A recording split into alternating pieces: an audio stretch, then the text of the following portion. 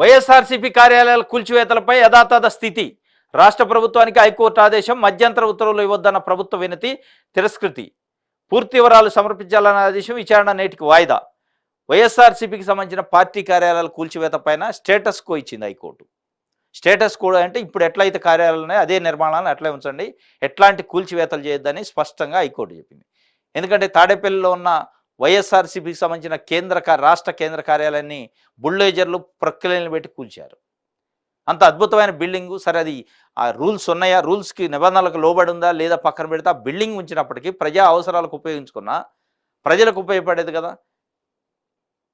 ఎక్కడ ఒక రూపాయి ఉపయోగపడకుండా దాన్ని ఎక్కడెక్కడ డిస్మెంటల్ చేశారు. దానిపైన కోర్టుకు పోయింది వైఎస్ఆర్సీపీ. ఎందుకంటే మిగతా జిల్లా కార్యాలయాలకు సంబంధించి కూడా నోటీసులు ఇచ్చింది ప్రభుత్వం. నోటీసులు ఇచ్చి మీ మీ బిల్డింగ్లు ఎందుకు డిమాలిజ్ చేయకూడదు, ఎందుకు కూల్చకూడదు అని ఎవరైనా అడిగారు. ఈ లోపు వాళ్ళ నోటీసుల పైన వెళ్ళారు కోర్టుకి. కోర్టు స్పష్టంగా చెప్పింది, స్టేటస్ కో మెయింటైన్ చేయండి, దానిపైన ఎట్లాంటి చర్యలు తీసుకోవద్దని.